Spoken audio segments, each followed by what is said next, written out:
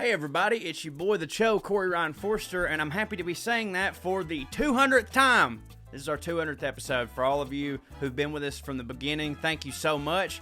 I know we had some people leave us, I'm sure. I'm certain of that. There's some people that were just like, I don't know. They farted, I think. For those of you that have been here from the beginning, my God, thank you. For our new listeners, thanks for hanging out. We appreciate you.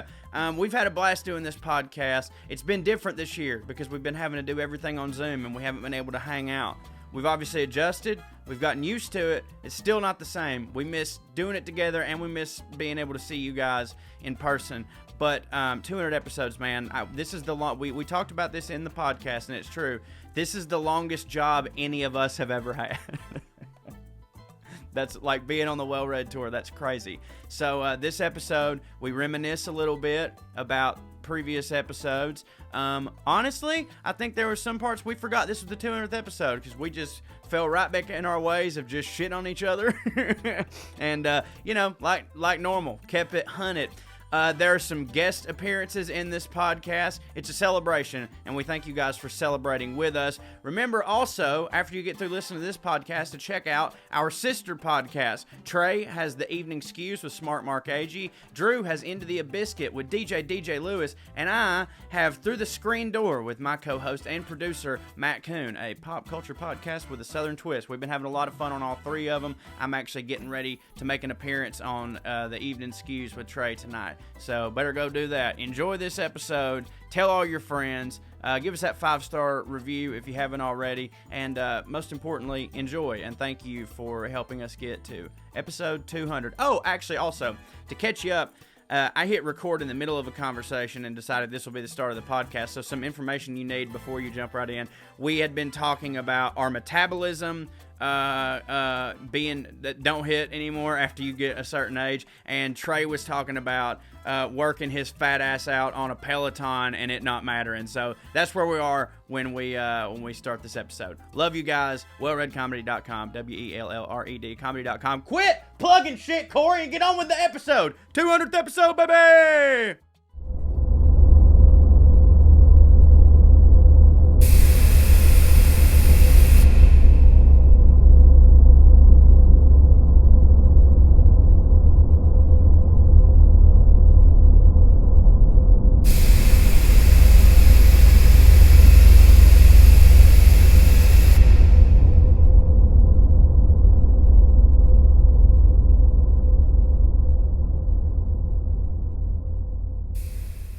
Like 50 straight days or something like that on the Peloton bike, and in 50 days it's like 90 something workouts. So like I mean, yeah, it's a lot. Before that, bro, it was the Olympic. fuck that. That's what I'm saying. You just honestly need to fucking end it. I think like it's over. Yep. Can you watch porn on that little screen? What the fuck are you doing? It's going hard, man. It sucks. It don't matter. Of the 20 pounds that I've lost, 0 of those pounds has come out of my face at all.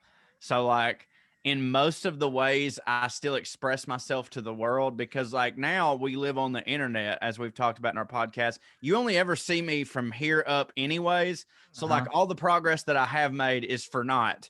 Like, all right. Well, to quote a literal comedic genius and one of the most successful showrunners of all time, do not dare lose any more weight. Yeah, you don't need your face. More weight. What do you mean I don't? If I don't need my face, then it wouldn't matter that I lost. You don't need it to be skinny, is what I would say. I do. I need it to be skinny. Listen. Yeah, but you brought up what we do. Well, here's the deal, you guys. You brought up what we do and how it's focused on your face. And I'm saying it's better for what we do to be round. Well, I think that's what I'm he knows how I feel about this. What I'm here to tell you guys is that it doesn't matter how you or I feel. I've lost 20 pounds and none of it came out of my face. I can't lose that much more. Like if I lose 40 pounds. The only reason I brought it up is you brought up what we do. I think in terms of what we do, it's better that your face is jolly and round. Then why don't you get fat and be funnier? Well, okay, we can actually. It all goes to my belly. Right. That's okay. Fair. But what I'm saying is, I just look like a dude who like complains about capitalism and Right. cancel culture. Right. See, we've had this conversation a million times before. I don't know if we ever had it on mic or not. And I know I'm going to get vilified like a motherfucker for all the stuff I'm about to say. If we He put just this cracked out. his knuckles, ladies and If we gentlemen, if put you're not this watching out. this on YouTube. But like, it also, I understand why if I was in your position, this would drive me crazy too. I admit that. But that don't mean I'm not in your position. I'm in mine. And I very much strongly believe in what I'm about to say. It does apply to you differently than it would apply to either me or Drew. It's like Drew just said, like, I'm like a pretentious fuck. Like, being fat don't hit for that. Really, Orson all. Welles, for most of his career, honestly, Corey, for most of his career, Corey, and you didn't even do the fucking Citizen Kane part. No, he has you're right. insulted both of us while elevating himself in under 2 sentences. I Let know. him keep going. No, And he thinks that he needs to be skinny to be who he is. Yeah, right. It would help, right? But like, because I tell people how to live and how to be and what they Pretentious fat people bother people. It bothers them. They don't like it. Like, who the fuck fucking is this guy? slovenly piece of shit telling me what you I don't should think and you're how to be that? and whatnot? Of course I do. That's my point. That's Yes, why he's like, got a V-neck on. Look at his V. Yeah, I can't that don't hit for me. But you're the show. You're the fucking show. You're the cherubic. Everybody loves the goddamn show. You just fucking, you're a joy factory and all that stuff. But, your whole entire brand and everything you do. You trying to get skinny is a big dumb burger. It's not what it's supposed to be. You can be like, it hits harder for you to be cherubic and round and all that because of your personality and the way that you do comedy, which is not the same as the way I do it or Drew does it. So the same rules don't apply to us. I know. Firmly believe that. But here's what you're saying is, and I agree with this, is that like, if I don't lose weight, it's fine. Of course it is. But what the offensive part, what in the motherfuck is that? We don't Bro, there's a fucking helicopter above my goddamn house. The offensive part of that, him. Don't lose no more weight.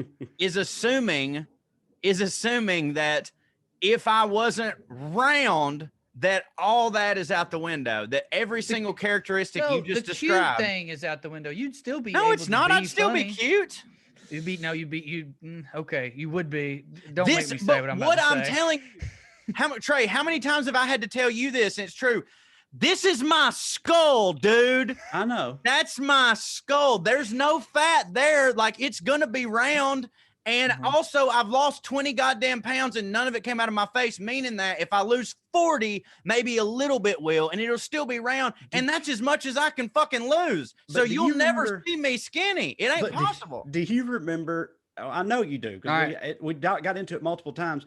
When we talk about the hats, you are on the exact opposite side of what I'm saying. You told me, and I conceded the point. I told you, I was like, you know what? You're right about that.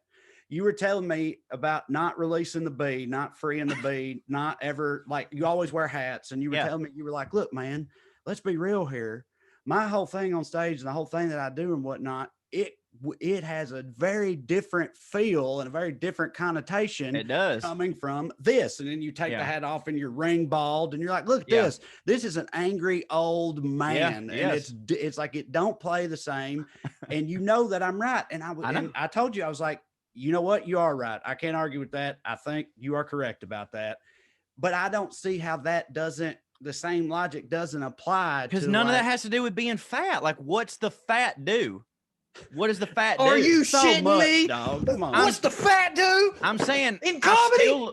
I still look like everybody's good old boy cousin with, like, if I was a little bit thinner. And dude, again, my cheek, like, when I was 180, my cheeks was still big. Like, I have a chubby cheeked face. So, like, what I'm saying is also another thing too, bro, if I was to lose fucking 40 pounds, I still look fat on screen. Like, on screen, I'm still going to look fat. Like, y'all are acting like I'm going to y'all are acting like my body is going to change. Like, I'm never going to, dude, I could lose 80 pounds and work out every day. I'm never going to have a chiseled jaw. That's not how I'm built. That might be true, but you just asked us, just giving us no respect with how much we know about comedy. What's the fat do? Then get fat is what I'm saying. Then get fat.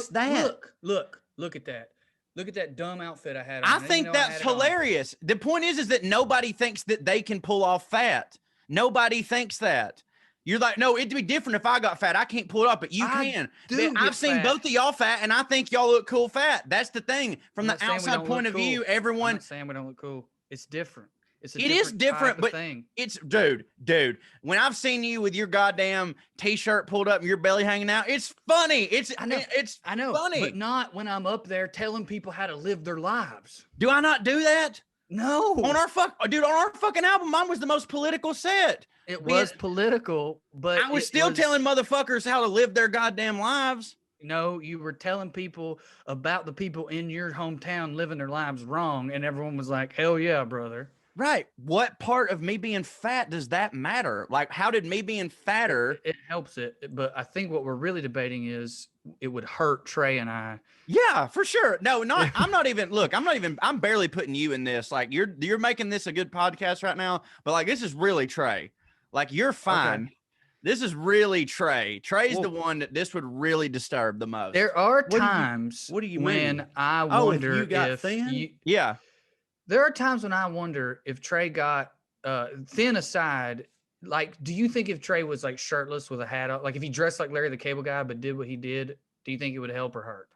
That's how he started. That's how the definitely helped, dude. It definitely helped. You know how much. Okay, but how's fat different than that? By letting myself go over these 4 years. I'm saying if I had been in really good shape from the beginning throughout the whole thing, it would have been better for me. Yes, okay, maybe. I think that's true. I don't think Corey don't need. I don't think that applies to Corey. Nobody wants. I don't think it does either. But I personally would rather be in shape, and that's fine. That's not what I'm arguing. Like, okay. But what I'm saying is, I'm fucking talented enough to where if I wasn't fat, I'd still be fucking funny. So I'd rather be healthy and happy, and maybe 10 to 15% less successful per your fucking standards, and like feel good about myself. And like don't that'd hit be for fine. Trey. No, I know that. What I'm saying is like, I found out recently that I'm more than just fat and bald. I hit, goddammit, and the outside should reflect the inside. Corey is in his eat, pray, love, eat again part of his life. Listen, Trey, I want to say something though. You did start out shirtless and in a hat, and it did help you take off. How's fat any different than that, though? Like, how can you argue you can't be pretentious and fat, but you can be pretentious and dress like Boomhauer? I know so many pretentious fat people. Oh, yeah, I don't. Again, Trey, you're one of them. Yeah, I know. Like you're wearing a black V-neck. We're not fooled. I know. I feel like I'm confused now because I don't like. I was attacking. I'm being hold on. To alleviate the confusion, I thought you were kind of saying, Trey, that you need to not be fat to make what you do work, and I'm starting to wonder if that's true. No, I think it would not. I mean, I think it's like. I guess I'm saying a different version of what Corey's saying, except like I've proven my side of it because I've been fat. Like I can survive well enough. Doing what I do can survive my fatness. I think it's unquestionable, although plenty could question it, I guess, that I would be much better served to not be fat, given the thing that I am. Especially, which is what Cho is saying, but in reverse. And so, especially in acting. Especially in acting. I want to do that. But see, okay. No, I was going to bring that up. You're going to get way more roles being fat and jolly. That's because like, you can put on fat. You can't take it off. No. This is another thing. And again, I don't mean any of this in any kind of negative way at all. It's just true. Like, especially in acting, there's like, everybody's got their types and shit and all that type of thing. And again, you're cherubic and fun loving and showy and all that. And that will be reflected in the types of roles you audition for. And for those roles, fat is I know, but I'll still look fat if I'm 40 pounds down. Fat, like arguably hits more. But those are not the roles that I audition. I audition for the other dude who isn't that. I don't audition for fat, dumb, and don't hit people, Corey. So it wouldn't be good. He can't pull it off in a way that people love. I'm just saying. I hate being on this team. They shouldn't be fat. I hate being on this team. But all I'm saying is I'm still, if I lost 20 more pounds, am considered fat on screen. Yeah, dude, Dave passionately argue. Don't you get it? I'll still not hit. All I'm saying is Dave Keckner, who we've met, Dave Keckner still plays the kind of fat dumpy dude, and you've seen him in real life. He's not actually, but on screen he still plays it. He a little dumpy. He is, but not as much as you think he is on fucking screen. Is what I'm saying. That's fair. Like again, no matter what, I'm always gonna play fat dumpy, but in real life, but I could be the guy who everybody sees me in real life and goes, "Oh, he's not that fat and dumpy." Yes, but you said. Yeah, but I ain't lost any weight in my face. And since what we do is all about our face, I need to. And we said, no, you don't. So my stance is lose your 40 pounds, but I don't think your face should change for what you do. It won't. Is what I'm saying. I'm with that. It can't. It's impossible. I'm going to be the most shocked human being on earth because, dude, I'm telling you, not a bit in 20 pounds has come off my fucking head. Nothing.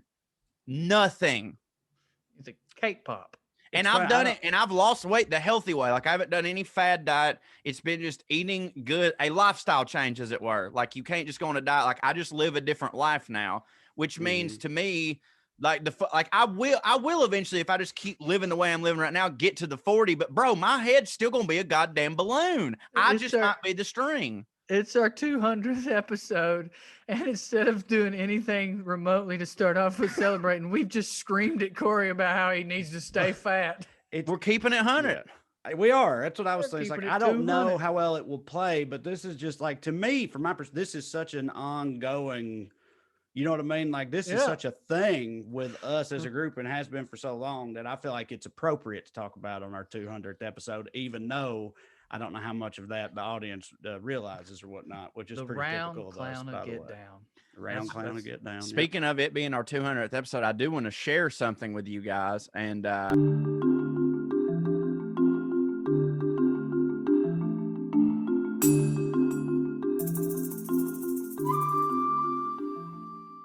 everybody. It's me, Crazy George Wallace. What a wonderful time for a shout out. Let's do a shout out tonight to the top 5 Reds in the world. The top 5 REDS in the world, Reds in the world. You got your Red Fox. You got your little Red Riding Hood. You got your Red Light. You got your Rudolph the Red-Nosed Reindeer. And then, of course, you got the WellRED podcast. That's right. So many more Reds. Glory all Red. I could do a lot of Reds, but those were the top 5. I'm George Wallace. Want to wish you a great congratulations to the All and WellRED podcast, 200th edition. 200, that's a lot of shows. 200, I tell you. Ooh, WellRED. Hey, this is Carll, and I just want to congratulate my friends Drew and Corey and Trey, or as I like to call them, for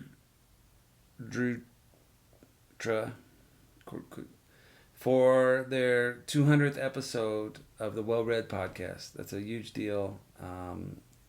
And fellas, y'all are doing a lot of good in the world. You're making people laugh and making people feel less alone during these strange times, and that's worth a whole lot. So keep it up, and here's to another 200 episodes of True Chord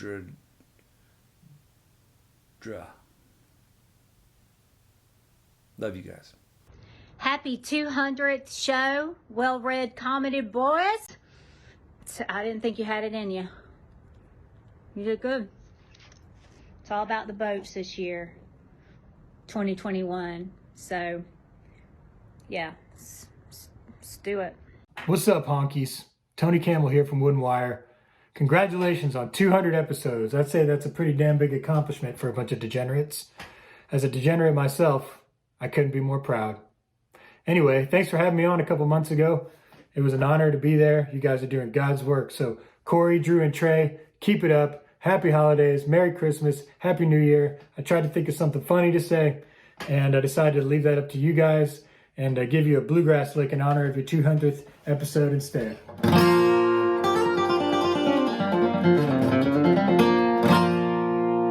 Cheers, fellas. Hey, what's up? It's Roy Wood Jr. from The Daily Show with Trevor Noah, wishing them WellRED boys a happy 200th podcast anniversary. Is that what it's called, a podcast anniversary? Or just an anniversary? I'm surprised y'all can count to 200. I mean that respectfully. Respectfully. I'm just saying, man, you know, Southern boys, you know we can't count.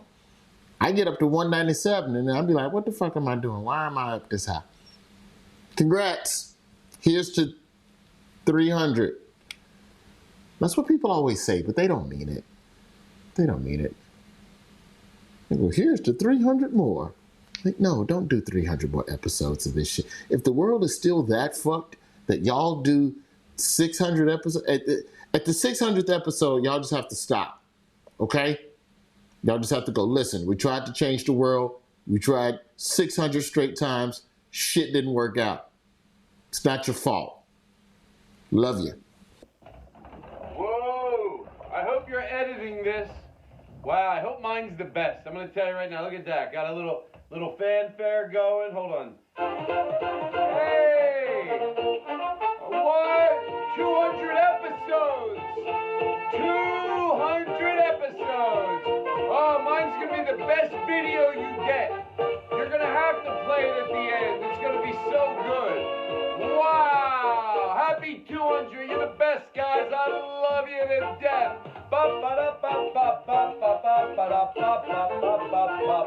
There we go. Happy 200th episode. Oh, I hope mine is the best video you get. I really would like it to finish it. You know what I mean? You play it at the end. It goes black. Put some fireworks in post. I mean, do something with this shit. Don't just edit a shit reel together with one after the other. I mean, put some work into it. I really am putting work into this, okay? So let's go big. Jennifer, whenever you're ready. Oh, happy anniversary. 200th episode to you. Happy 200th episode to you. Happy 200. Happy 200th episode. Happy 200 episode to you fucked it up to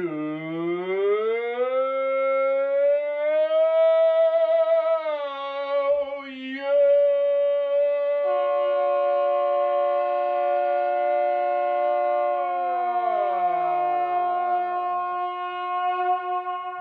One take. That made me emotional. Kills me. I Yeah. about cried. I honestly, Roy too. So fucking funny. Roy killed me.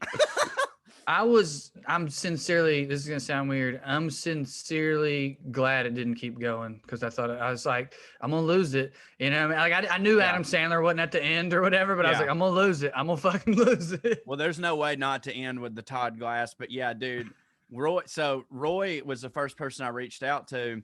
I texted him and because I think it was like, it was his birthday too. It was a happy birthday, but we had the same birthday. And I was like, if you wouldn't mind, I'm just asking a couple of people that have been on the show, some of our favorites, to do this video.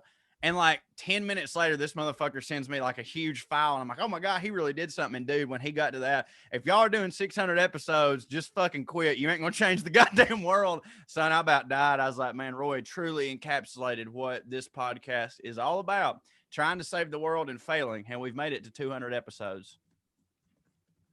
Here we are. Here we are. Here we are. Episode 200. Did y'all think we would? No, not at all. Not at all. Especially if people don't know the turbulence that we faced starting the podcast. I don't even think you can get the first 5 episodes anymore. Like we had to take them down because they just fucking sucked so bad. Like basically we just started touring. We started touring in July of 2016 or something. And then we were on the book tour press, the tour press for the book or whatever. And we did Bert Kreischer's podcast. And when we did Bert's, he was just like, hey, what's your podcast? And we were like, yeah, we don't have a podcast. And he's like, oh, you got to have a podcast. And we're like, yeah, that's what we keep hearing. He's like, no, seriously, I think it's like illegal for you to be a comedian and not have a podcast. So we started us down this journey, and we sort of just, as we always do, a lot of things, just announced that we were going to do a thing before any of us knew how to do the thing. And we just kind of fucking started throwing them out there. And so, no, I don't know, man. I kind of 200, that seems like maybe there's a part of me that thought, oh yeah, we'll have a TV show by then and won't have time for it. Yeah, I definitely thought and hoped that last thing for sure. But hey, you know, it's all right. This hits too. Yeah, No, I sure. would like. I mean, I do. I've always liked doing it and still like doing it. So even if we were, you know, like actually hitting in the world, I would still like to keep it going. Keep hitting. I expected to keep going. I'm gonna be honest. I was sort of, and this is so Raven. I had sort of the opposite view of. I had the Roy view. I was like, well, I guess we're doing this for the next decade now. It is cool that like I don't know, being at 200, we're getting close to our 5-year anniversary as WellRED. You know, as a group, we've of course been together forever doing stuff. But we're getting close to like the 5-year anniversary of the 200th episode, and it does kind of all get surreal for a minute because so many things in entertainment, you know, don't last, and you have ideas and then you stop doing that. But I don't know. This is the now y'all used to have like jobs. I didn't have that. So this is definitely like the biggest commitment and longest I've ever done a thing is this podcast for sure. Like for 200 weeks in a row, I've clicked publish on a thing that had our stupid voices and opinions in it. So, you know, again, I'm kind of getting emotional here. This is like a lifetime milestone for me. Yeah, a couple things. One of them, just last night, I was listening to one of the podcasts that I listened to, and it's you know, I listen to mostly show business or comedy podcasts, and the one I was listening to, the person being interviewed, and we ain't got to get into this whole subject at all, was Ari Shafir or Ari Schaefer, however you say his name. Literally yeah, doesn't matter. yeah. Anyway, so you can imagine how that went. So all right. For anybody, Ari Shafir's got a whole dick bag thing going on. He's the guy that said the shit about Kobe and Twitter got all after him and whatnot. He's just kind of made a career out of like being a bit of a dick. And that's relevant to what I'm about to say, because on the podcast he was on, it was right after the 200th anniversary, and the host of the podcast mentioned that he had done 200. And even Ari Shafir, very, very sincerely, I thought he was being an asshole at first, but he wasn't. He made it clear that he wasn't joking or being sarcastic or anything like that. Got very sincere about it. And he was like, "You've done 200 of these?" He was like, that's really impressive, man. Congratulations. He was like, he was like, no, I'm serious. Cause like people either don't start it, or if they do start it, they quit. It don't last. They start hating each other. If there's multiple ones, they just say, fuck it. It's like, no, that's lasted 200 episodes.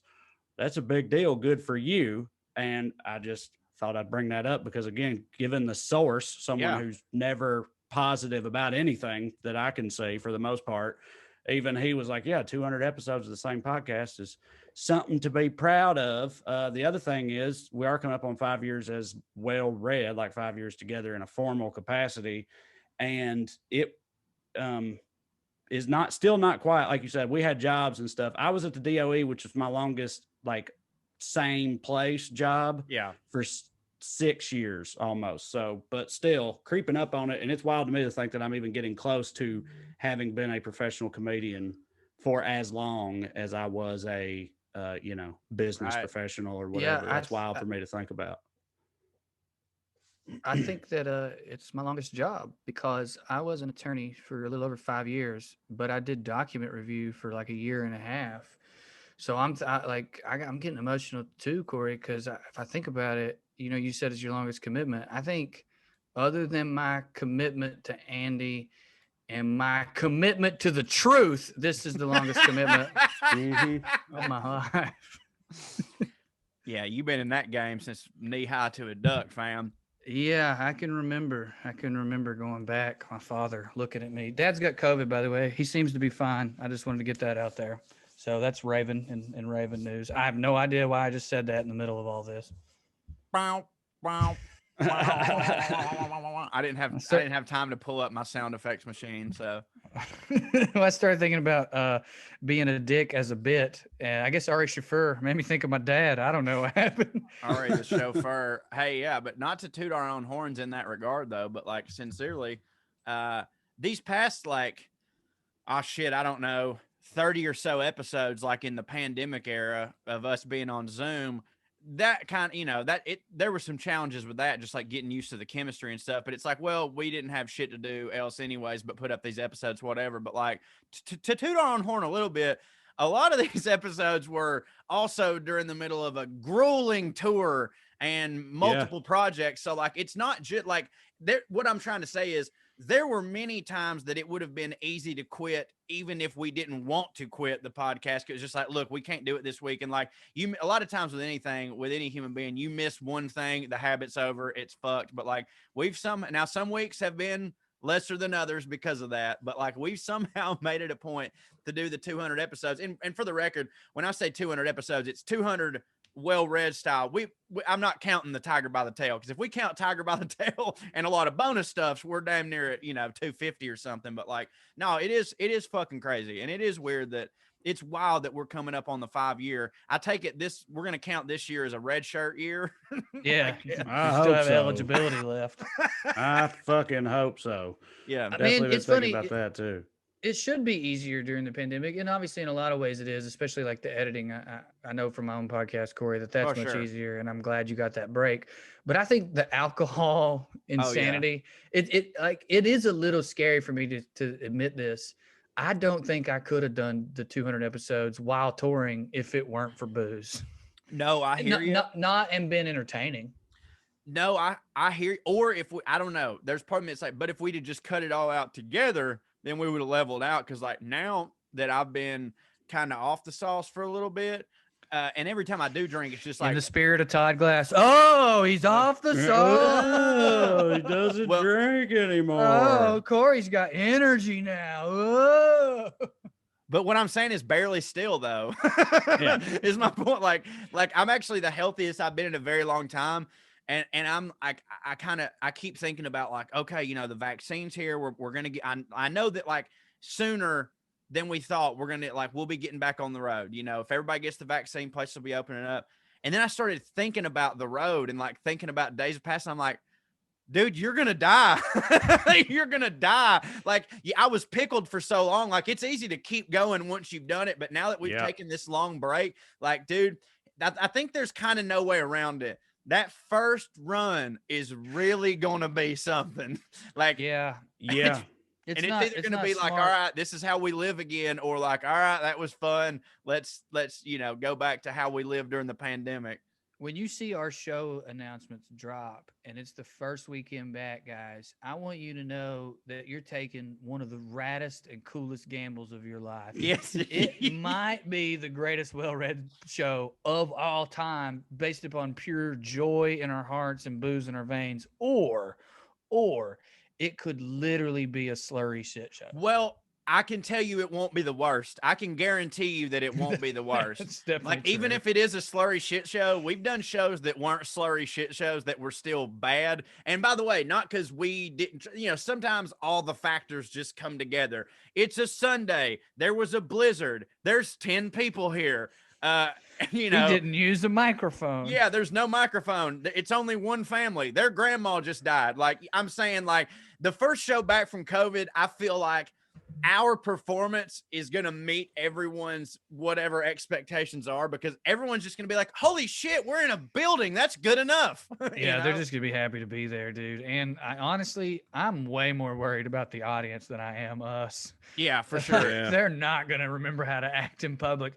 And I won't be able to blame them. I won't be able to just hush them and tell them shut up or I'll kick you out. I'm just gonna be like, you know what, buddy, let it out. Go ahead. Bring your gun on stage. I don't give a fuck. It's gonna be so hilarious if like my literal first interaction on stage in over a year is me getting a fucking heckler kicked out, like immediately right back to the lines, like no opening joke, applause, nothing. It's just somebody's like, you fucking suck. Like you're not as funny, skinny. Their first show fucking back in a year, they get hammered just to heckle. Like I can see that happening. But yeah, man, 200 episodes, 5 years, countless guests, countless really about 5 topics. We've still only talked about 5 things. Yeah, pretty much. Yeah, especially this year. But 3 of them are how much we hit. Yeah, and that's fine if we talk about how much we hit on this episode. Normally I would be like, hey guys, let's refrain from jacking ourselves Yeah, off. Corey, the bastion of self-restraint when it comes to hitting. You're right. But it's totally fine on this episode. If you guys would like to bring up any memories of how hard we hit, that's totally okay. Yes, I would. But first, let's talk about one of the things that we often have talked about. One of the 5 subjects, nicotine. Yeah. Right? Lucy's back, guys. Lucy nicotine, founded by Caltech scientists. Finally, tobacco alternative that does not suck. Researched and developed for 3 years to be made for people, not patients. As you all know by now, Lucy's got a nicotine gum, 4 milligrams of nicotine in it. Comes in 3 flavors: wintergreen, cinnamon, pomegranate, all of which hit. But if you're not into any of those 3, you can also get a lozenge instead in cherry ice flavor. One of the hittingest flavors out there, I feel like. Cho, I know, did Lucy, and it helped him like quit nicotine entirely, which is a very valid use for nicotine alternatives. If you're a degenerate like me, you can also just use it and keep using it, baby. That's what I do. That also hits. It's still better than cigarettes, and nobody will ever tell me that it's not. So, heard that. Yeah, that's they keep me off the real tobacco, and I appreciate them for that. Yeah, likewise, man. Like, again, and this is a personal testimony. I'm telling you true. I'd tell you, even if this wasn't the Lucy ad, I accidentally quit vaping. I had to quit smoking. I haven't had a real cigarette in over 2 years, and now I haven't had a vape in, like, I don't know, getting close to 3 or 4 months, literally just because our good friends at Lucy sent me the gum. I fell in love with the pomegranate and started just chewing it, and the next thing I know, I ran out of my pack, and then one day I just didn't reach for the vape, and I didn't reach for anything. And now I'm completely nicotine free. So you can go to Lucy. Oh, Corey's nicotine free. He quit stuff. He's got the I don't even Listen, I still eat Fritos and Cheetos like there's a fucking gun to my head telling me to do it. So don't think that I've turned it around too much. But go to lucy.co. That's lucy.co. And what's that promo code, Traylene? It's red. It's red. Yes, you use that promo code RED, R-E-D. You get 20% off all products. That's gum or lozenges. Lucy.co. Use the promo code RED at checkout. As always, we are legally required to give this disclaimer. Warning, this product contains nicotine derived from tobacco. Nicotine is an addictive chemical, which hits. I always add that part. Lucy.co, and be sure to use that promo code RED. All right. It Warning, does hit. This is exactly what you want it to be. Yeah. Yep. I know. Hey, I got us a little gift for the 200th anniversary. I have to back up from the microphone to show you Penis. the size of it. Penis. Nope, I've Okay. never had to back away from a camera to get that. Oh my God. God damn it. Drew, say something so it highlights your.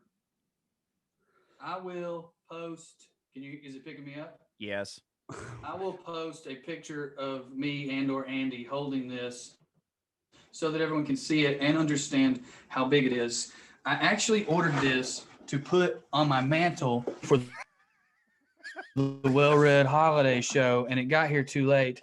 And I don't know. I swear to God, I chose 30 by 30. This is the only which way is we 2.5 can fit 'em feet by both. 2.5 feet. That's why it was late. Your head wouldn't fit listening. on the It's a circle. picture of me and Corey naked together. Basically. Was that the having night a that we great time. ate banana pudding together, or was that the night we ate sandwiches? That was the night y'all ate too many edibles, and y'all sent me this picture right after I left, and I'm pretty sure the context was something like how quickly y'all got nude. Oh yeah. I thought that might have been the Brian Dennehy night. No. See, both the Brian Dennehy night and the banana pudding night are sadder in my mind. Yeah. Meaning, like they weren't at the time, but it wasn't this like jubilation that you see in that picture. Both of those times was us being like, we'll be fine. It's okay. This is fine to do this. This still hits. Brian Dennehy hits. Whereas that night, I don't even know that night if y'all ourselves. were ruining. I think since y'all didn't have food, you took your clothes off. Yeah. For anybody that doesn't know what the Brian Dennehy moment in our life was, because that's a hell of a thing to say, me and Trey one time made a sandwich buffet on a hotel ironing board and sat there and ate sandwich after sandwich after sandwich using the logic, it's okay if we get fat because Brian Dennehy hits. Brian Dennehy hits. He's in a lot of movies. He was very successful and he was fat. So we would take a bite of sandwich, look at each other and go, Brian Dennehy hits. He does hit. Did hit. He's dead now. He did. He was alive at the time we were doing this. He hits a turn. Yeah, it wasn't a memorial. It's appropriate that the guy used for that example has since, of course, died. You know what I mean? Like, of course, he's no longer with us. That's what happens when you live that way for that long. What he die of? Just being fat and not hitting. I'm pretty sure. I mean, I don't think know. he had I a don't heart know, and I attack. don't mean any disrespect, but it's got to be something like that. I It has assume to it be. was a heart attack. I think Now- it was a heart attack. Now, granted, look, Brian Dennehy. It's not like Brian Dennehy was pretty old. Like, dude, he was You're old. right. He was an older guy in Tommy Boy, and Right. Tommy Boy came out over 30 years ago. Well, no, not over 30. Tommy Boy came out about 27 years ago. So, like, if Brian Dennehy was fucking 50 there, Yeah. and he was in his- definitely was, then, like, Right. honestly, he made it a pretty good way Right. living the way he did. You're Yeah, I right. mean- You're right. I So- want to do. This is coming off the dome, but I feel confident in my choices. I want to highlight the ultimate moment of ravenry for each of us three co-hosts over the history of the podcast. I feel good about my three choices. I may prove you wrong on the podcast by being really raving in a minute, but go ahead. So, Yep. I think Corey's is without question. Corey's ultimate moment of ravenry is Papa Batman when he claimed that at 80 years old, he could do heroin and murder people and not get caught and be a vigilante style child Every molester single sentence murderer. He was would murder a believable. child molester. Yeah, right. That he could do that at 80 and still believes it to this day, I'm sure. My ultimate Not the heroin moment of part. Okay. My ultimate moment of ravenry He's is reasonable. when I drunkenly had a fit about feathers on dinosaurs, Yep. which I don't have many regrets about either, but I was on one that night. And Drew's, in my selection, my nominee for Drew's ultimate moment of ravenry is, of course, Bob Seger. My God. Fucking Bob Seger. Fucking Bob, Yeah. Drew going off on Bob Seger, farting on Corey's fish and all That was the farting those on are the my fish nomina- episode. It was, yes. Yeah. So those are my I've nominees. never I don't know if farted y'all on like a to fish. dispute any of those or just Farted discuss? on a dolphin one time, but he deserved it. I don't think I Uh, can dispute that. No, I thought you were going to Yes, say I when can. I thought you were going to say when I cut braces out of my head, but that was just a story from the podcast. I didn't. do Yeah, it I on wouldn't the really count podcast. that. But yeah, I hear you though. But yes, that's another good one. But I yeah, think that's a story from on- before. So With trays, we really don't have to go back that far, in my opinion, for what I think is.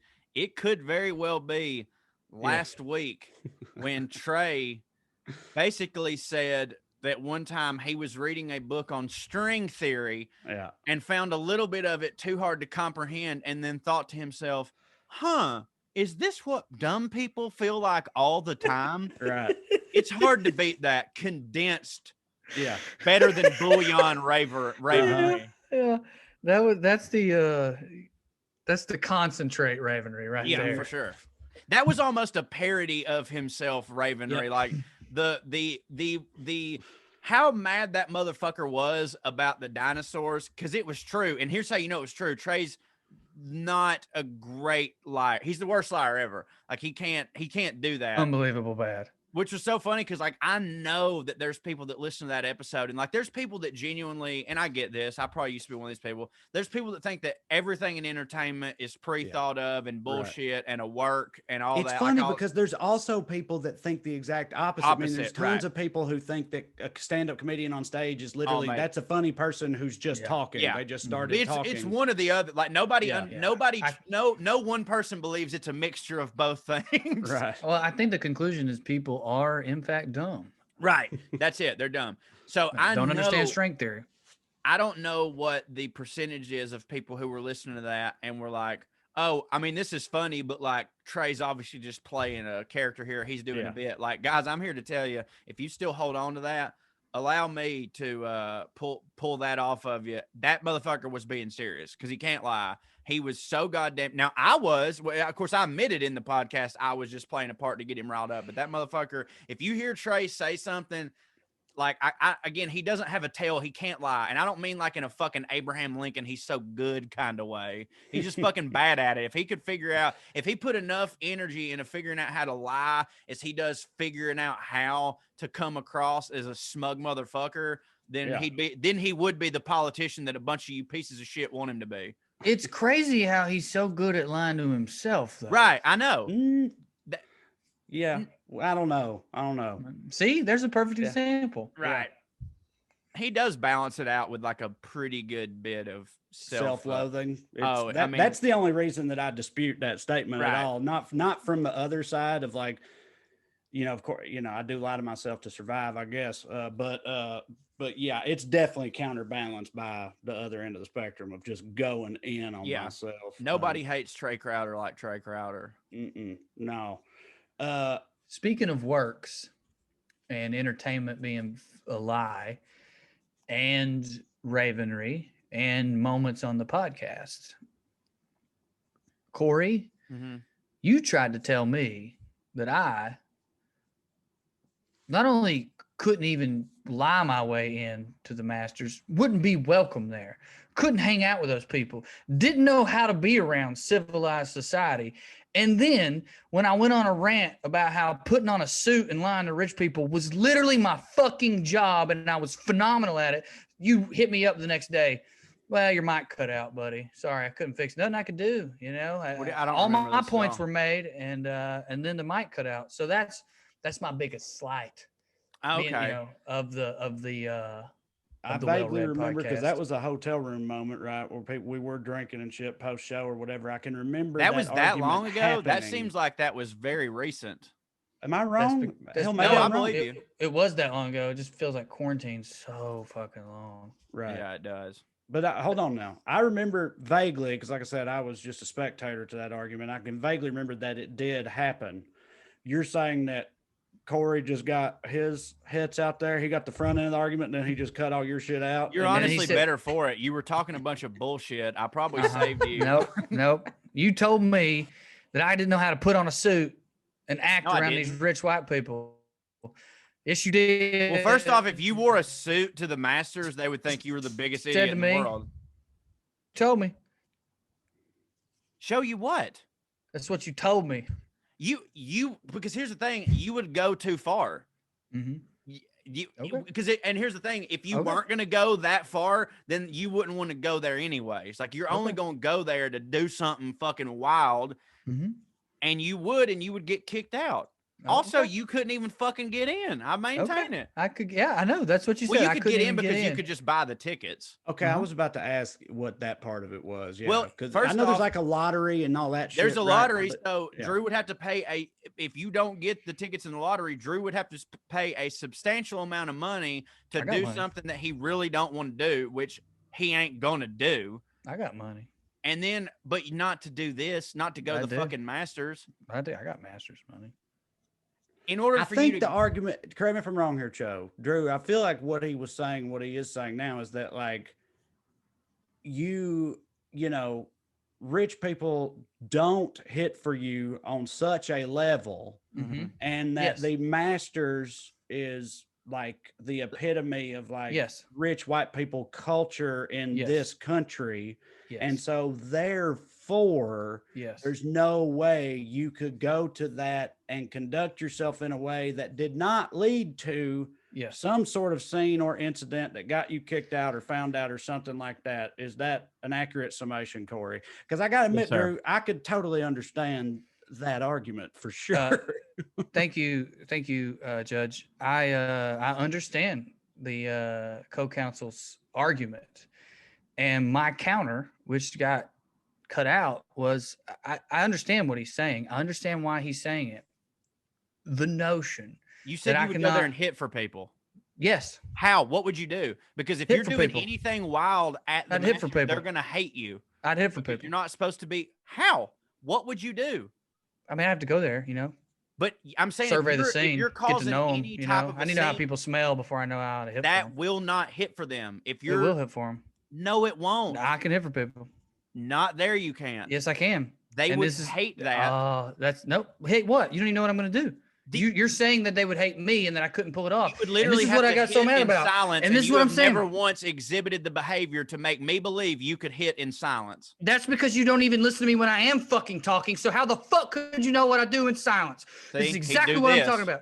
He'd No, do this no, on the first tee. no, I would not. No, I would not. Let me tell you what I would do. I do what I did every fucking day. You tell me I can't hit around rich white people when literally it was my job and I To hit talk. it so You're fucking not supposed hard. to talk. I You know can't how to be talk there. quiet. You know how many times I got held in contempt? Then how Zero. are you going to hit for them? Zero. Just by your face? Zero. Just looking at them like this. Look at me, I hit. How do they hit for each other there? What are you saying? They don't. Go there? They're not there to hit for each other. They're there to hit for watch each golf. other. Yeah, they're there to hit. Watching golf and being quiet hits for them. Yeah, That's what I'd hits hit. for them, not I'd hit. you. I would hit. You would be such a mistake there. I would hit. It's so infuriating. The idea that I don't know how Maybe to at a conduct myself practice around round, these people. but even- I'd literally walk into fucking marble buildings with columns on each side and deal with the same types of But people you every day. can't- but you can't talk at the Masters. There's nothing for you to do to hit. And anything hit. you did in order to hit, they would I be hit. mad about because you're not supposed to talk. Nah, Let me- So there's a huge difference. Devil's advocate thing I'm gonna throw out here, and I feel like this. I don't know that it will work at all for Cho, and it might somehow end up upsetting Drew, which is not my intent.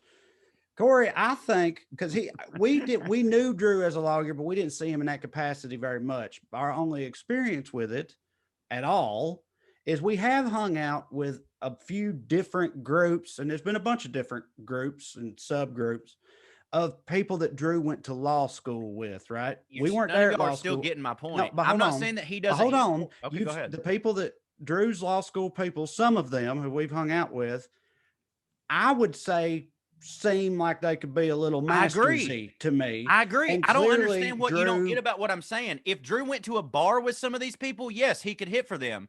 At the Masters, he would not hit for them because at the Masters, There ain't no you are bar not in a allowed clubhouse? to hit. There ain't no bar in the clubhouse. No, There's not like a post golf hangout. no. You leave the Masters. I'm saying at Augusta National, you would not hit in front of I these would people. hit. Of course, I never said you couldn't hit. I would to hit these just people. by standing there in a suit. I'd hit. You ever seen me in a 3-piece? I look fucking They would great. hate it. No, they love it. So, all right, now because I'm trash too. So, like, when you do get an opportunity to go to the Masters, that experience, at the end of the day, all it really is you get there, you get onto the grounds because you have your ticket. Mhm. I understand the protocols of politeness when watching golf, and you're not allowed. I get all that, but you're in there doing that. That's all you do, and when Pretty much. you leave. They don't have any kind of like They've got great pre-game or concessions. bar, any kind of No, any kind of hitting situation at They've all. got- 'Cause they've that got I didn't know beer. that, and that don't. They got beer. It doesn't that hit don't for you hit. because you don't like golf. That's I mean, what I I'm saying. like golf, but yeah, I know. I'm But, yeah, I saying, know, like, but like if people who you're a love. huge- You go get a beer, you can't talk. you can like nobody's you even can talk. near you? You can talk amongst your friends, but like quietly, like you're already there with somebody. You're I'm not great gonna- at whispering. Okay, whatever, dude. So but it's I'm like saying you it's can like drink. going to like a fucking Ray LaMontagne show or something, or somebody. Okay, I hit at Somebody- Ray LaMontagne some- shows. About had a threesome at a Ray LaMontagne. Somebody. seated. I'm just trying to pick an artist where it's like you you wouldn't really talk gotta- during their shit. yes, you got to be Yeah. quiet. Sit there. Yeah. You got to. All you can do is sit there and Yeah. you're there to sit and Yes. appreciate Yeah, what's now, like- happening, and then you fucking leave. Now, As like- opposed to like football games, NASCAR races, all these other Absolutely. sporting events, people Way show different. up and they fucking throw down. Yeah, And of course, also yeah. a game happens. You're Right, but saying it's there's not like none that. of none of that at all happens. if you're at, because like, most Masters. of the place that you're on is the course, and there's always somebody near you shooting. You know what I mean? So Right. you're supposed to be quiet. Like there's kind of places where you can go and like talk at like outside level, like over at the gift shop and stuff like that. And yes, it's not that you can't walk over there, but like most people, when the Masters is going on, they want to be watching Mhm. the fucking like that's what they're there for. Yeah. It's Yeah, not like like I'm sure people go to the Kentucky Derby that don't like the Kentucky Derby. I don't think many people are just going to the Masters that otherwise don't really like golf. And if they do, they wouldn't go the next time because they're like, well, I mean, shit, it's just pretty much golf. You know what I mean? Well, we're like sort of inside of a bit right now because it don't hit for me at all that you think that I couldn't hit for these people. And by the way, There's almost a nothing to threesome hit. At a relate, absolutely there is. You don't understand it because you don't only know one way to hit. I know how to hit subtly. But that aside, okay, all right. you're telling me that at the Masters with all that money around, people ain't making business deals. I just don't believe that. Maybe. Aside from this like fake argument between me and you, I just don't believe that. Maybe maybe there's some little cabins where the actual fucking super rich people hang out that nobody Right. hits for except other super So rich you people. didn't see anybody having conversations. I'm not saying you can't have a conversation with somebody next to you, but we're talking like this is my buddy, this is someone I'm comfortable standing real close to. Okay, all right, let's watch this next shot. You know what I'm saying? Like it's not a fucking That's what you did? Yeah, I was with my dad. and I had a blast, but I like golf. And your dad didn't meet nobody. No. He didn't. I was there. Like, dude, you're talking to someone who's been there several times and you literally don't know a goddamn thing about it. Like, I'm telling you, like, it's not a place that's fun unless you really like golf. I get the argument. I totally do get that. Now I feel like we're separate from what we were originally talking about. I just don't believe people don't be talking at these things, especially if they're with their buddies. I didn't say they don't talk. They talk to who they know. You're not meeting new people. You're constantly trying to be quiet. I mean, that's fine if you think that, but you wouldn't, because nobody does. I know it. Yes, I will. No, nobody hits at it. See, It's not that's the part about it that's funny to me. Like, I totally believe you. I'm not arguing with you about any of it. It's just I never thought about. Again, I've watched golf. I know there's a lot of rules in golf, and I know being quiet and polite and all that is one of them. I know all that, and I get all that. Still, I just never considered that, like, when you go to a major like that it's such a, I don't know, like limited experience. Yeah. It's still, I didn't know how I thought it worked. I don't know if I thought they had the clubhouse or a bar or like beforehand or like the parking lot, like the tailgate or whatever. But I just assumed for sure that it also was like a party, you know, like everything is. There's little areas and stuff, but again, like everybody there wants to watch this thing. You know what I mean? Yeah. There's probably like women. That sounds very sexy. Women. I didn't think they were even allowed. Okay, who'd you think I was trying to hit for? Let me rephrase that. The person that came with a spouse that was the least interested in golf. That could be male or female. Yeah. You know what I mean? But I hit for those people. Okay, sure. Go over there and hit for the people that fucking don't hit. That's great. You're right, Corey. The people over there drinking are the ones who are losers. They're not getting rowdy. Watching grown men hitting a fucking ball around a guy. They're not getting rowdy. Oh my God, he made it disappear. It's unbelievable. It's so great that you think you're hilarious right now. They're so close to the course. It's so great that you're getting mad right now. I'm not mad. I get it. You've been to the Masters. Congratulations. And I'm just telling you, there's not a party. And you're doing that thing where you want to argue. You want to argue a thing that you don't know a goddamn thing about. Like, I'm not talking about golf, Corey. This has nothing to do with golf. You just said there was an area. You just said there's areas where people go hang out. You just said there'll be people there. But not now what you're saying is that doesn't matter. But I don't give a fuck about a party. Who said anything about a party? You said I wouldn't hit for these people. This is the dumbest fucking conversation I've ever heard. I do hit for these people. I've always hit for these people. I hate these people, but I hit for them. If you go over there and do whatever it is that you would do in order to hit for them, it would not hit for them in that moment because you're at the Masters. Corey, do you think I'm at court hitting for these people by being like, y'all want to do a shot? I know how to hit for these people. I've been on their fucking boats. Then I concede. I think that you would hit at the Masters that you will never in your life go to.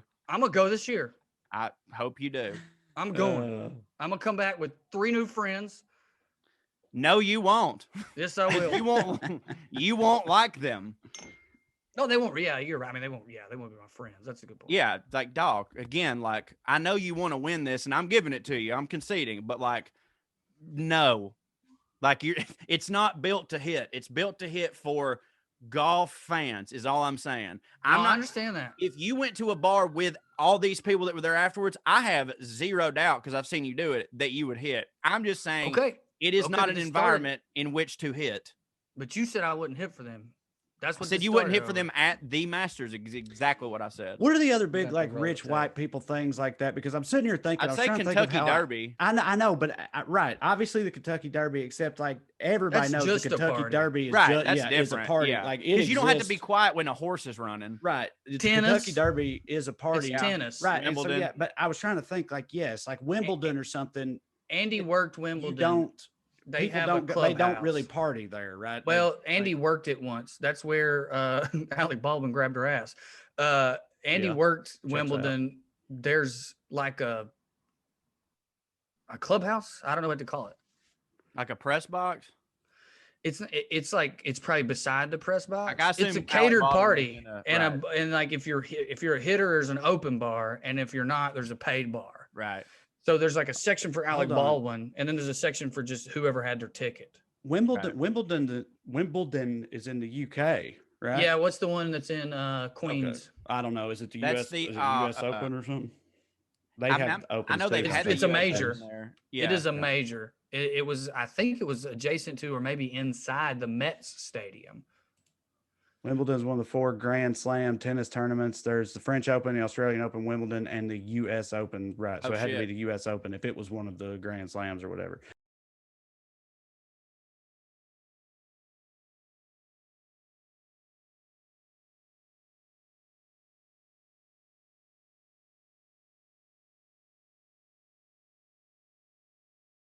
Yeah. All right. Well, I don't know if this should be on or not. I want to say I'm sorry. I really thought that my Raven slight would be funnier and come across as a bit, and I feel like it didn't. What are you talking about? I don't know. It just Oh, I just feel like we got lost in the fight Oh, about the Masters. I mean, I was doing a bit. I guess we're just really good at doing a bit because Okay, good. I mean, it's Raven that it hit for me, I guess, but it hit for me, so I feel like it could hit for other people. It was Okay, funny, cool. you know. All right, y'all were we'll really cut all going that at out. it. Cut all that out. Then here we are. Here's the outro. So, all right, here's I hit for people at the Masters, but here's me hitting for a group of people I never would have thought I hit for and being completely Raven. This is so embarrassing and so funny, and I kind of don't want to tell y'all and do want to tell y'all. So here's what happened. I get a DM or whatever from an account that is a skeleton, and its name is a flat McDonald's Sprite. Okay, those don't exist, by the way. That might be the joke. Maybe that's the joke. Yeah. A skeleton of an avatar, and the name is a flat McDonald's Sprite. The message reads, I just toasted my bush because a favorite comedian retweeted me, and tell Andy also she's amazing. And I wrote back, you did what now? Mm-hmm. I'll tell her, but please tell me what that means first before I do. LOL. Now, I went ahead and screen capped it, sent it to Andy, and was like, a flat McDonald's Sprite thinks you're cool, and maybe masturbated to one of my jokes. Oh, I don't know. Toasted bush meant like burnt their pubic hairs off. Okay, what do you think it meant, Trey? Well, it could It's also spelled B-U-S-H. It definitely sounds Australian for jacking off. Right. But if it was my buddy Charles, y'all know Charles. Yeah. He would literally mean like he toasted his bush Toasted light his to bush you, beer. even if it was spelled right. Yeah, right. Because bush is a beer that you I can bet that's what toast it is. to people. But that is All not right. how it's spelled. But A day later, I forgot about it. A day or two later, you're one of my favorite comedians, and you retweeted me. So I had a bush, still spelled B-U-S-H, to celebrate. And side note, Andy is amazing at existing. I write, ha, ha, ha, ha, ha. I sent her that message, as you requested, and said, I think a McDonald's Sprite masturbated to a joke of mine, but this is honestly way cooler. And then I realized I don't know who I'm talking to. Yeah. I just can't be out here willy-nilly, no pun intended, talking about masturbating. So I wrote in parentheses, Bush, me and perverted comedian. They wrote, ha, ha, ha. And I go, I just realized I don't even know if you're a man or a woman or whatever. And I'm sorry if that was gross or uncomfortable. I'll raise a bush spelled correctly to you. And they write back, thank you, sir. I'm a 22-year-old college girl. My boyfriend got me hooked on your podcast. I wanted to light my bush on fire when I read that. What is it? Just walked in. I just wrote, Jesus Christ, never show that to anyone. And they're like, yeah, don't worry about it. So because of obviously- a spelling error, we're here. Because of a spelling error and an avatar that was a skeleton, I'm just like, yeah, okay, I guess we'll talk about masturbation. And then I'm an idiot. Do we believe that explanation at the end of who they are? Yeah, You know what I'm saying? she's talking about her boyfriend. I know, but it's just there's a lot of the internet things going on. Yeah, here it's so almost far. too much, is what I'm saying. Right, the skeleton avatar, the name and everything, the misspellings and the innuendo, whether intended or not, whatever.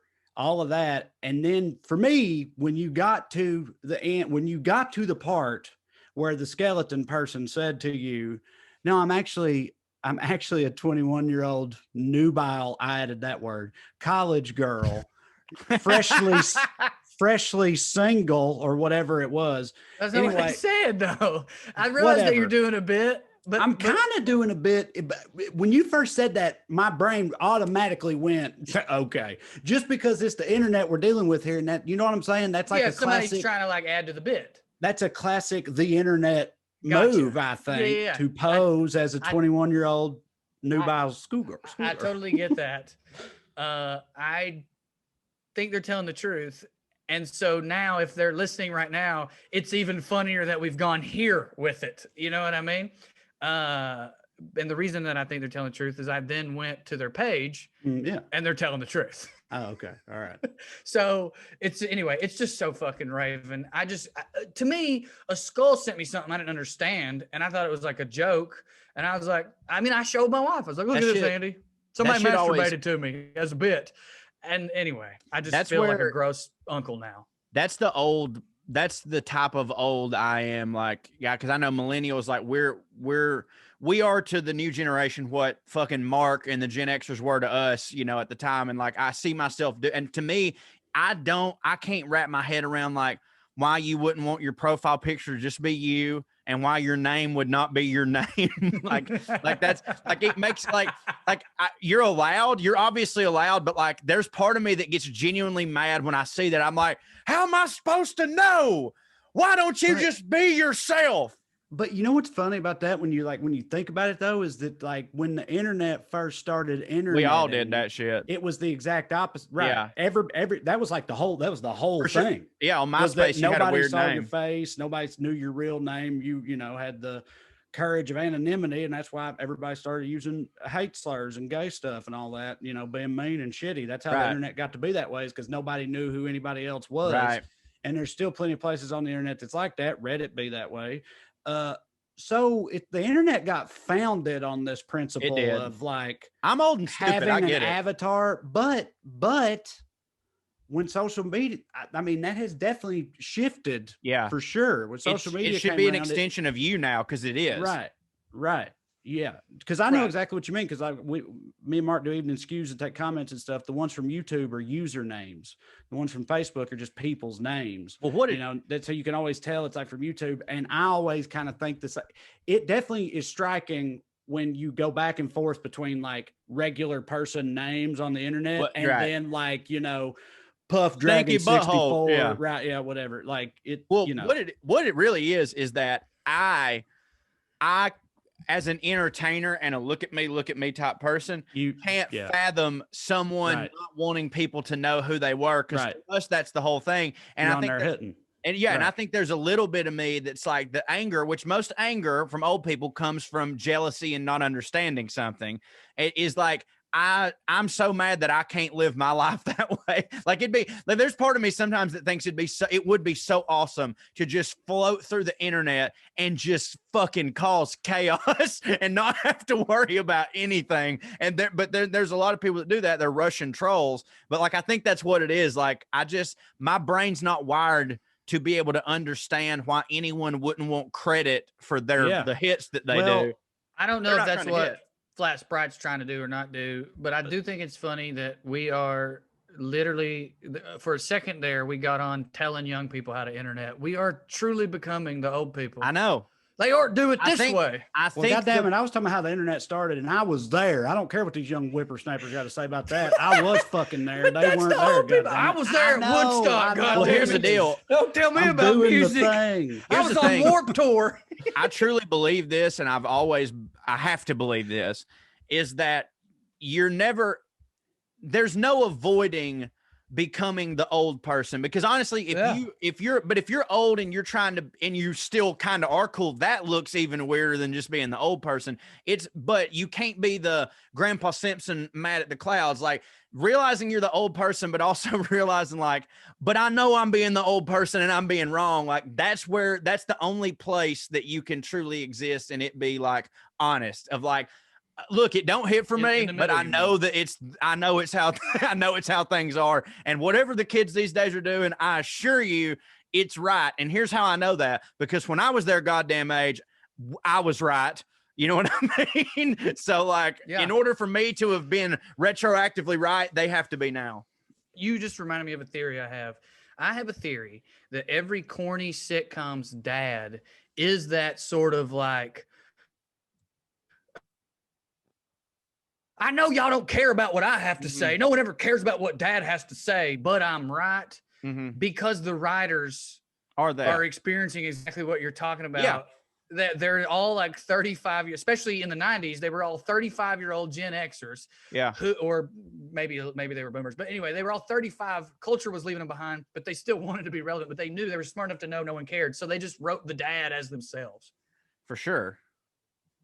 Yeah, I definitely think there's something to that. And Corey, what you were saying earlier, I agree completely, except to make the distinction of if it's just a regular person who wants an anonymous profile or whatever, and they're just doing like regular internet type shit, whatever. But all these like novelty Twitter accounts and things like that, like that drill guy we were talking about, or like the dude, whoever it is that runs God's Twitter account and those types of things, people who like do make a conscientious decision to go on the internet and seek the hits and seek attention and internet fame and stuff like that, the way that we have.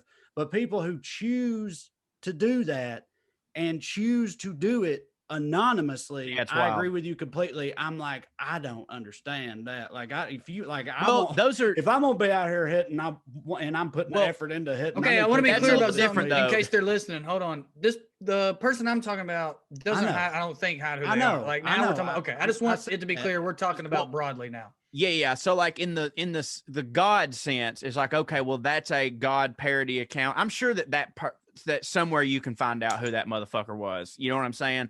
Like that's a different thing to me than like I do know some comedians who are just like, and they're all up and comings, and maybe this is why, because it's a dumb thing to do. They're like young comedians that I see that like their fucking Twitter name or their Instagram name is like super complicated. So if somebody like saw them at a show and wanted to look them up, like they would never be able to find them because their name isn't their name. And that to me is just a rookie mistake and kind of dumb. But then again, maybe they're young. Maybe this is the hip fucking way to do it. But like with God, it's like, yeah, this is tweets from God. It has to be called you that. Can't ever find God when you're looking for him. 100%. But like, I do see some people and like, I'm like, hey man, how do you want to build a social media following, but like nobody can fucking follow you. Like they can't just find you. I don't understand that. But again, I have to assume that since they're young and up and coming, that they're right and I'm wrong. Cause like I just now figured out Twitter and now TikTok's the thing and I don't fucking know how to do it. So like, I don't know, man. I'm not right about anything. Man, I don't know if I've figured out TikTok, but I do understand some things about it, and it's dark and just I've even stopped trying, and I was doing well, and it wasn't like I was failing. It was like this is just weird. Anyway, we're just old. I'm old. I just want to be old. I want to be old. 200 episodes worth of old. That's what it is. It's appropriate thematic closing here. I think talking about how well, a lot utility of trying not to age and the reality of death looming and that sort of thing. Happy anniversary. Yeah. We've gone through a lot of changes personally. This podcast has gone through a lot of changes. It started with terrible sound quality, most episodes being recorded while we were driving. This will be fine. This will be fine. I did see a couple people comment though. They're like, I really missed the ones y'all recorded when you were like in the car. And I'm like, you're the only one. Yeah. Nightmares. That's how nostalgia works. They remember the good stories, but they've forgotten how mad they were at their speakers. Of course. So it started with that. And then right as we were finally starting to figure out how this thing worked, 3.5 years later, a pandemic hit and we were forced to shift even more into Zoom, which is how it is now. I think that we've sort of gotten used to it. And honestly, to me, it just feels like it now that we've gotten used to it and we've gotten over a lot of it just feels like normal now. I do miss being with you guys. I do think that I think we've had some great episodes over Zoom, but there's a huge reason, obviously, why when you ask people what their favorite moments of this podcast were, every single one of them was a podcast that I know for a fact we did right after a show. Yeah, 100%. Yep. I mean, I always, not that you guys weren't, but I mean, it was always a whole thing. I was always a big proponent of trying to do them in the room together as much as possible, to the point that like when this all started, the pandemic and the Zoom stuff, in my head, I was like, this is awful. But it's just the reality for everybody. So I accepted it. And now, so many months later, I mean, hell, I've definitely adjusted to this, but it will hit when we can get back in the room together. I just want to say, just so everybody knows, because they don't know, they should. Me and Drew, frankly, mostly just show up and talk. Cho is the one who has shepherded the podcast for 200 episodes and deserves the appreciation and acknowledgement of that. He's the one that figured out how to navigate all those early issues and fixed them. And It look still at took it me now. a little bit too Goddamn long. Burgeoning 100%. podcast impresario over here, Corey Ryan Forster. Got He's whole a network. yeah, That's his nickname. a network coming up. But yeah, that's all because of me, really, in this podcast. So you're welcome, Corey. But thank you also for being our podcast guru. What would we be without you? Well, I appreciate that. There's really, honestly, not that much to it. That's all right. Well, when we do, this episode today, we've done it special. A lot of people don't know. We've also recorded the one for next week, and there is going to be a lot of moving bells and whistles, but I'm happy to do it. I enjoy it. It's my labor of love. It's been fun. It's been fun. Sincerely, guys. As I said, it's the thing I've done the most times in a row in my life. For 200 weeks, save for honestly, I think one time I had Drew do it. Even if I wasn't able to be on the podcast, I've at least been the one that hit publish. So every Tuesday, I've had a specific thing to do for 200 weeks in a row. And that's fucking crazy to me. And I wouldn't have done it if we didn't have a fucking blast doing it. It's genuinely one of my favorite things that we do. Yep. Here's to 200 more. Nope. Yeah. It'll hit. That 200's fine. 400 400 total's fine. Actually, that's pretty 500 more. good. No, we're going to 1,000. We're going to die doing this, boys. I know that part is true. I just Yeah. don't know if it'll be at 1,000. 1,000 or death, whichever comes first. Yeah. All right. Well, hell. Here's to 201. Ski. Oh, this will make my life easier right here. Thank you all for listening to the WellRED Show. We love to stick around longer, but we got to go. Tune in next week if you got nothing to do. Thank you. God bless you. Good night and ski. Thank you, everybody. But I Now we don't gotta do know an what intro? to do with those tossed salads and scrambled eggs. This motherfucker knows exactly what to do with scrambled eggs. They're the liberal rednecks. They like cornbread, but sex they care way too much, but don't give a fuck.